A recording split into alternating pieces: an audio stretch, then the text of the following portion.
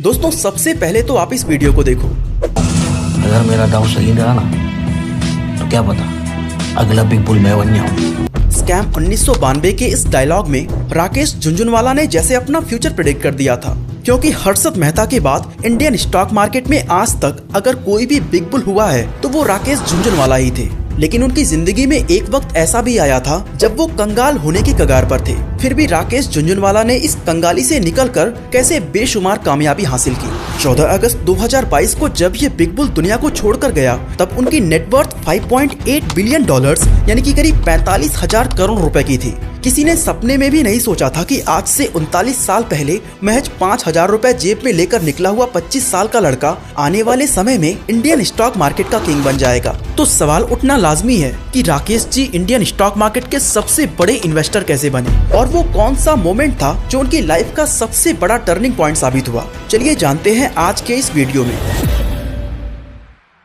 दोस्तों हमारी कहानी की शुरुआत होती है जब हैदराबाद के एक इनकम टैक्स ऑफिसर राधेश्याम के घर राकेश झुनझुनवाला का जन्म होता है। आपको बता दूं कि राकेश झुनझुनवाला राजस्थान के झुंझुनू में रहने वाली एक मारवाड़ी फैमिली से बिलोंग करते थे और इसीलिए इनके नाम के पीछे झुनझुनवाला लगा हुआ है।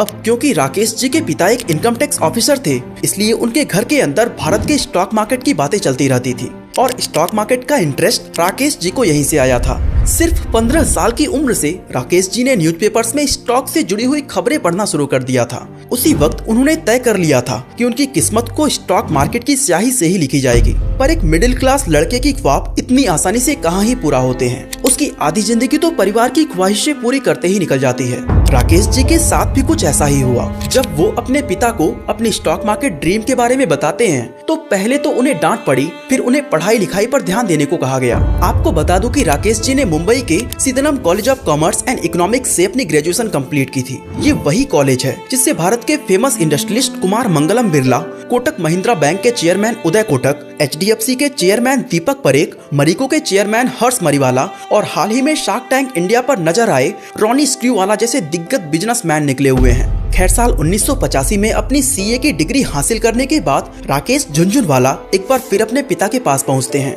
और स्टॉक मार्केट में करियर बनाने की इच्छा जाहिर करते हुए कुछ पैसों की मांग करते हैं। बाकी के पेरेंट्स की तरह राधेश्याम जी भी साफ साफ कह देते हैं कि तुम्हें जो करना है करो, पर अपने पैसे से करो। साथ ही वो राकेश को एडवाइस देते हैं कि कभी भी परिवार या दोस्तों से पैसे उधार लेकर स्टॉक मार्केट में मत लगाना। राकेश जी की माँ तो यहाँ तक कहा करती थी कि अगर तुम स्टॉक मार्केट में पैसा लगाओगे तो तुमसे कोई भी शादी नहीं करेगा। स्टॉक मार्केट बहुत ज्यादा रिस्की है, ये तो हमेशा से ही मिडिल क्लास मेंटालिटी के अंदर फिट पड़ा हुआ है। अब जरा आप ही सोचो, एक लड़का जिसने अभी अपनी पढ़ाई खत्म ही की है, उसके पास खुद के पैसे कहाँ से ही आएंगे। जब राकेश जी ने अपनी सेविंग्स टटोली तो उनके पास सिर्फ 5,000 रुपए मिले। पैसे कम जरूर थे, पर राकेश झुनझुनवाला के दिमाग में स्टॉक मार्केट इस तरह बस गया था कि करोड़ों की इमारत को बनाने के लिए वो 5,000 रुपए लेकर ही निकल पड़े। शुरुआत में उन्होंने छोटे छोटे ट्रेड्स लिए जिससे वो अपने स्किल्स को इम्प्रूव करते गए। इसी दौरान एक दिन उनके बड़े भाई जो खुद एक CA थे, वो राकेश के पास एक अमीर लेडी को लेकर आते हैं जो अपने पैसों को स्टॉक मार्केट में इन्वेस्ट करना चाहती थी। आपको बता दूं कि उस वक्त फिक्स्ड डिपॉजिट 12 से 13% का इंटरेस्ट दिया करती थी, लेकिन राकेश जी ने उस लेडी को 18% इंटरेस्ट देने का वादा किया था और ऐसे करके 2.5 लाख रुपए की इन्वेस्टमेंट ले ली। इसी तरह उनके बड़े भाई ने राकेश जी के लिए कुछ और क्लाइंट्स लाए जिसके जरिए उन्हें स्टॉक मार्केट में दांव खेलने के लिए करीब 10 लाख रुपए मिल चुके थे। स्टॉक मार्केट में अपनी एंट्री के जस्ट 1 साल बाद यानी 1986 में राकेश जी ने अपना पहला प्रॉफिट कमा लिया था। उन्होंने 43 रुपए पर शेयर की कीमत पर टाटा टी के 5,000 शेयर्स खरीदे, जिसकी वैल्यू सिर्फ 3 महीने के अंदर 143 रुपए तक पहुंच जाती है। इस एक ट्रेड से राकेश जी ने पूरे 5 लाख रुपए कमाए, जिससे उनका कॉन्फिडेंस 7वें आसमान पर पहुंच चुका था। इसके बाद तो जैसे उन्होंने रुकने का नाम ही नहीं लिया और 1986 से 1989 के बीच करीब 50 लाख रुपए की कमाई की। और जिस लड़के की जेब में कुछ साल पहले तक सिर्फ 5,000 रुपए हुआ करते थे, उसने 4 लाख रुपए का पहला टैक्स भरा था। पर कौन जानता था कि ये तो राकेश झुनझुनवाला की सक्सेस स्टोरी का ट्रेलर मात्र था, अभी तो पूरी फिल्म ही बची हुई थी। साल 1989 में जब भारत में इंडस्ट्रियलाइजेशन अपने पीक पर था और आयरन ओर की डिमांड काफी बढ़ चुकी थी, तभी आयरन ओर की ग्लोबल मार्केट में रिसेशन आने के कारण भारत की कंपनी सेसागुआ को ह्यूज लॉसेस का सामना करना पड़ रहा था। आपको बता दूं, सेसागुआ को आज हम वेदांता के नाम से जानते हैं, जो भारत की एक जानी मानी माइनिंग कंपनी है। उस समय सेसागोवा की स्टॉक प्राइस 28 रुपए पर शेयर तक गिर चुकी थी और ज्यादातर इन्वेस्टर्स इसको सेल किए जा रहे थे। तभी राकेश जी ने इसे एक ह्यूज अपॉर्चुनिटी की तरह देखा और करीब 1 करोड़ रुपए लगाकर सेसागोवा के 4 लाख शेयर्स को खरीद लिया। राकेश जी को अपने ऊपर कितना कॉन्फिडेंस था, इसे आप इस बात से समझ सकते हो कि इस 1 करोड़ रुपए में कुल 50 लाख तो उनकी आज तक की पूरी कमाई थी और बाकी के 50 लाख उन्होंने उधार लिया हुआ था। इसमें रिस्क का फैक्टर बेहद ही हाई था, लेकिन वो डायलॉग है ना, रिस्क है तो इश्क है। राकेश झुनझुनवाला का फैसला सही साबित हुआ और कुछ ही समय में सेसागोवा ने जबरदस्त रिटर्न्स दिए, जिससे साल 1989 में ही उनकी नेटवर्थ 2.5 करोड़ रुपए को टच कर चुकी थी। अब आप सोच रहे होंगे कि राकेश जी को इतना कॉन्फिडेंस आया कहां से? वेल, इसका जवाब जानने के लिए हमें साल 1985 में जाना होगा, जब राकेश झुनझुनवाला ने स्टॉक मार्केट में कदम रखा था। इस दौरान मुंबई की दलाल स्ट्रीट में राकेश की मुलाकात एक ऐसे इंसान से होती है जिसे वो अपनी जिंदगी का सबसे बड़ा इन्फ्लुएंसर मानते थे। मैं बात कर रहा हूँ राधा किशन दमानी जी का, जो आज अपनी सुपरमार्केट चैन डीमार्ट के साथ भारत की रिटेल इंडस्ट्री का किंग बन चुके हैं। राधा किशन दमानी के पिता शिव किशन जी दलाल स्ट्रीट में काम किया करते थे, जबकि राधा किशन दमानी बॉल बीयरिंग का बिजनेस संभालते थे। पर जब उनके पिता की मौत होती है तो वो स्टॉक मार्केट में एंट्री लेने का फैसला करते हैं और ऐसे में दलाल स्ट्रीट में भारत के 2 सबसे महान इन्वेस्टर्स राकेश झुनझुनवाला और राधा किशन दमानी की मुलाकात होती है। इन दोनों की केमिस्ट्री भी काफी जबरदस्त थी, क्योंकि राकेश जी को बोलने का शौक था तो दमानी जी को सुनने का। राकेश जी को स्टॉक मार्केट के दांव पेच सिखाने का क्रेडिट भी राधा किशन दमानी को ही जाता है। साल 1985 से 1989 के बीच इन दोनों ने शेयर मार्केट में ट्रेडिंग करके जबरदस्त पैसे कमाए, जिसके बाद ये दोनों इंडियन स्टॉक मार्केट के ब्लैक कोबरा कहे जाने वाले मनु मनेक को ज्वाइन कर लेते हैं। अब अगर आपने हर्षद मेहता पर बेस्ड स्कैम 1992 को देखी है तो शायद आप इस नाम से परिचित जरूर होंगे। मनु मनेक भारत के स्टॉक मार्केट में बियर कार्टेल का लीडर हुआ करता था। ये इंसान इतना पावरफुल था कि एक समय पूरा स्टॉक मार्केट इसके इशारों पर नाचा करता था।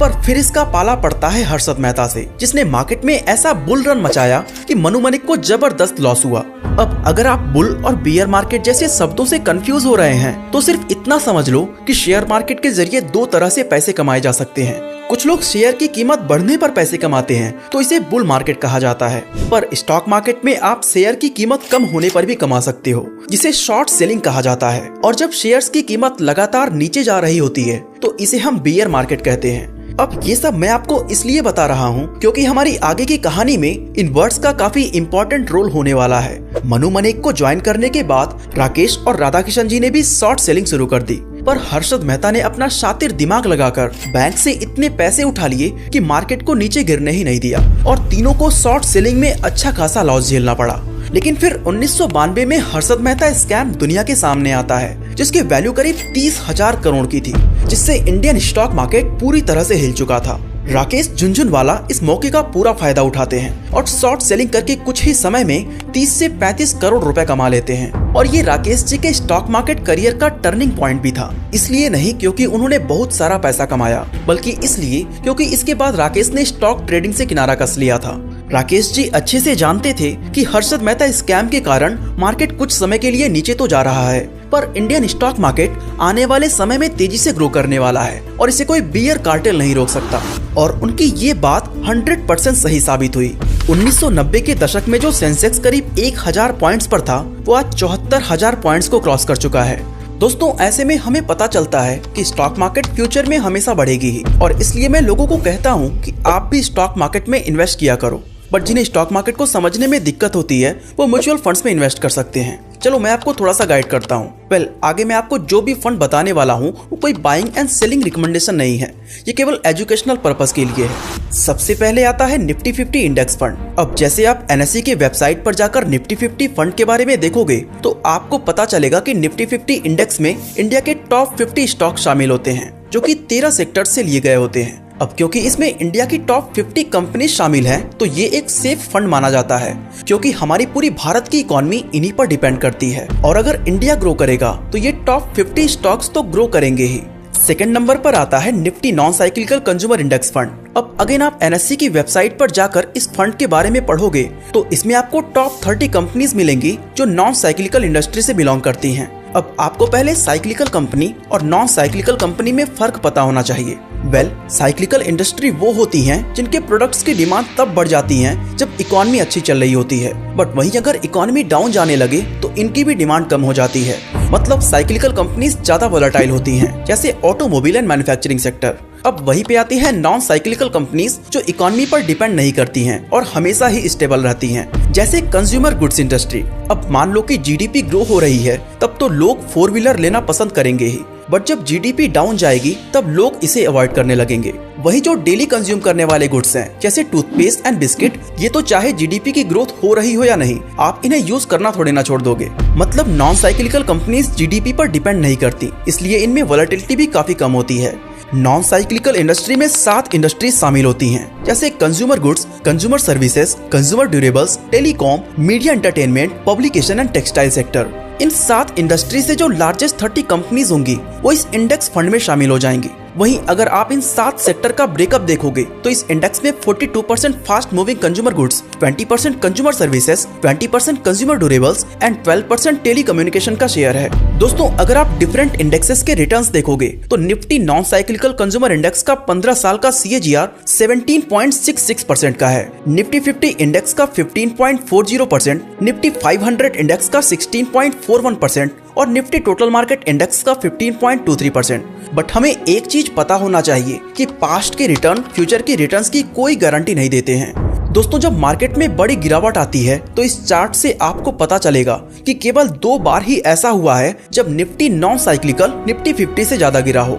एक तो अक्टूबर 2015 से जनवरी 2016 के वक्त और दूसरा जनवरी से अप्रैल 2023 के वक्त। इवन इस इंडेक्स का अगर आप पीई देखोगे तो पिछले 10 सालों का एवरेज 101 है, पिछले 5 सालों का एवरेज 140 और अभी करंट पीई 59.35 पर है। और इस चार्ट में आप देख सकते हो कि इस इंडेक्स में सबसे ज्यादा वेटेज कौन कौन से स्टॉक्स के हैं। पोटेंशियल ग्रोथ की बात की जाए तो जैसे जैसे हमारे देश के लोगों की इनकम बढ़ेगी तो लोग ज्यादा चीजों को खरीदेंगे और इन सेक्टर्स में ग्रोथ के चांसेस भी ज्यादा होंगे। तो अगर आप एक स्टेबल रिटर्न चाहते हो जिसमें रिस्क भी कम हो तो इस फंड के बारे में सोच सकते हो। अगेन मैं कहना चाहूंगा कि ये कोई बाइंग एंड सेलिंग रिकमेंडेशन नहीं है। मनु मनेक से किनारा करने के बाद साल 1992 में Rakesh ji rare enterprises private limited नाम की एक कंपनी की शुरुआत करते हैं। यहाँ रेयर में RA का मतलब राकेश से है और RE का मतलब रेखा से। रेखा राकेश जी की पत्नी है जिनसे उनकी शादी साल 1987 में हुई थी। वैसे इन दोनों से जुड़ी एक जबरदस्त कहानी है जिसे राकेश झुनझुनवाला ने अपने एक इंटरव्यू में शेयर किया था। रेखा जी एक अमीर फैमिली से बिलोंग करती थी। उनके घर में AC और कार जैसी सारी सुख सुविधाएं मौजूद थी, पर राकेश जी के घर कोई AC नहीं था जिसकी मांग उनकी पत्नी अक्सर किया करती थी। बात है साल 1990 की, जब VP सिंह भारत के प्रधानमंत्री हुआ करते थे और फाइनेंस मिनिस्ट्री की जिम्मेदारी मधु दंदावटे के कंधों पर थी। राजीव गांधी की मौत के बाद जिस सिचुएशन में नई सरकार बनी थी और VP सिंह की पिछली नीतियां जिस तरह की रही थी, उन्हें देखकर इन्वेस्टर्स को 1990 के यूनियन बजट पर बिल्कुल भी भरोसा नहीं था। उन्हें लगता था कि VP सिंह की सरकार का ये बजट बिजनेसेस को बिल्कुल भी सपोर्ट नहीं करने वाला, जिस कारण स्टॉक मार्केट बहुत ही तेजी से गिर रहा था और अच्छी कंपनीज के स्टॉक्स तो जैसे कौड़ियों के भाव बिक रहे थे। पर राकेश झुनझुनवाला का कुछ अलग ही मानना था। राकेश जी अच्छे से जानते थे कि VP सिंह एक बिजनेस फैमिली से बिलोंग करते हैं और वो ऐसा बजट कभी ला ही नहीं सकते जो बिजनेसेस को नुकसान पहुंचा दे। इसलिए उस दिन जैसे ही 6 बजे स्टॉक मार्केट खुलता है, राकेश जी ट्रेडिंग स्टार्ट कर देते हैं और 9 बजे जब स्टॉक मार्केट क्लोज होता है, उस समय तक उनकी नेटवर्थ 3 करोड़ से बढ़कर 20 करोड़ रुपए हो चुकी थी। और फिर उसी रात राकेश जी अपनी वाइफ के लिए AC लाते हैं। अब देखो, ऐसा नहीं है कि राकेश जी के पास उससे पहले AC के लिए पैसे नहीं थे, पर उन्होंने ये स्टोरी हमें इसलिए बताई कि जब भी आपको कोई बड़ी चीज परचेज करनी हो तो आप अपनी सेविंग्स में से पैसे मत निकालो, बल्कि सेविंग्स को अच्छी तरह से इन्वेस्ट करो और उस इन्वेस्टमेंट से जो प्रॉफिट जनरेट होता है उससे अपने शौक को पूरा करो। खैर, कहानी पर वापस लौटते हैं और बात करते हैं रेयर एंटरप्राइजेस की, जो राकेश और रेखा जी के स्टॉक पोर्टफोलियो को मैनेज करने के लिए बनाई गई थी। यही वो कंपनी है जिसके जरिए राकेश जी ने ट्रेडिंग से लॉन्ग टर्म इन्वेस्टिंग की ओर कदम बढ़ाया था। लेकिन अब सवाल ये उठता है कि क्या उन्हें इस नए अप्रोच में सक्सेस मिली?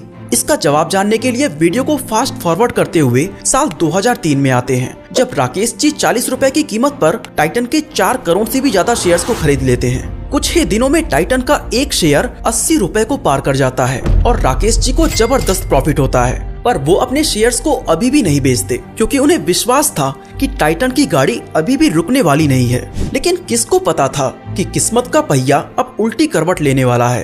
टाइटन का शेयर प्राइस गिरकर 80 से 30 रुपए पर पहुंच जाता है, जिससे राकेश झुनझुनवाला को करोड़ों रुपए का लॉस होता है। मगर फिर भी वो अपने कदम को पीछे नहीं खींचते। वो कहते हैं ना कि when it is raining, the best thing you can do is to let it rain। आसान शब्दों में कहूँ तो जब आपके दिन खराब चल रहे हो तो हाथ पैर मारने की बजाय बुरे दिनों के गुजरने का इंतजार करो। राकेश जी ने ठीक ऐसा ही किया और कुछ ही दिनों बाद उनके शेयर्स वापस प्रॉफिट में आ गए। उन्हें अपने फंडामेंटल एनालिसिस, टाइटन के स्ट्रॉन्ग बिजनेस मॉडल और मैनेजमेंट पर पूरा विश्वास था। आपको जानकर हैरानी होगी कि राकेश जी ने अपनी लाइफ टाइम में कभी भी टाइटन के शेयर्स बेचे ही नहीं और आज भी उनकी फैमिली टाइटन के 5.1% शेयर्स की मालिक है।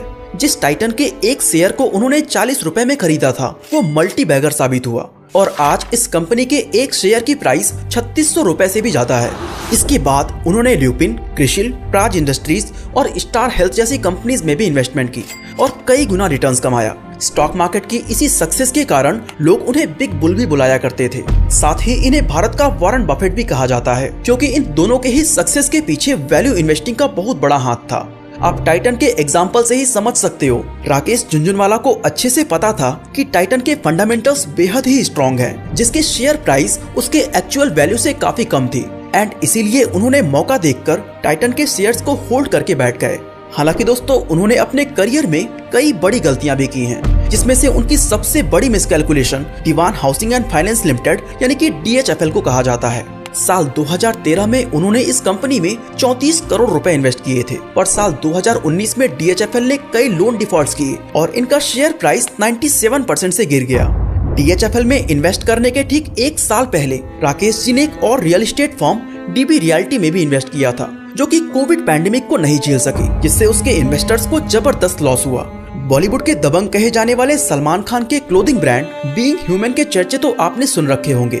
राकेश जी ने भी सलमान भाई की कंपनी के 12.7% स्टेक्स को खरीद लिया था, जब इसके एक शेयर की प्राइस 247 रुपए की थी। पर 2021 तक आते आते बीइंग ह्यूमन ब्रांड की कंपनी मंडाना रिटेल का शेयर प्राइस 16 रुपए पर पहुंच जाता है और ना चाहते हुए भी राकेश जी को लॉस के साथ एग्जिट लेनी पड़ती है। दिसंबर 2021 में राकेश जी ने अकाशा एयर नाम से एक लो कॉस्ट एयरलाइन सर्विस की भी शुरुआत की थी, जिसने अपनी पहली कॉमर्शियल उड़ान राकेश जी की मौत के ठीक एक हफ्ते पहले 7 अगस्त 2022 को भरी थी। इंडियन एयरलाइन सेक्टर्स में तेजी को देखते हुए राकेश जी एक बड़ा दांव खेलने की तैयारी में थे, मगर कौन जानता था कि भारत के सबसे महान इन्वेस्टर्स में शुमार ये शख्सियत हमें बीच रास्ते में ही छोड़कर चली जाएगी। 14 अगस्त 2022 को सुबह 6:30 पर किडनी रिलेटेड प्रॉब्लम और मल्टीपल ऑर्गन फेलियर्स की वजह से राकेश जी ने इस दुनिया को अलविदा कह दिया। 5000 रुपए जेब में लेकर स्टॉक मार्केट में कदम रखने वाले राकेश झुनझुनवाला जब दुनिया को छोड़कर गए तब उनकी नेटवर्थ 5.8 बिलियन डॉलर्स की थी और वो भारत के 36वें सबसे अमीर इंसान बन चुके थे। दोस्तों ये तो हुई भारत के वॉरेन बफेट कहे जाने वाले राकेश झुनझुनवाला की कहानी।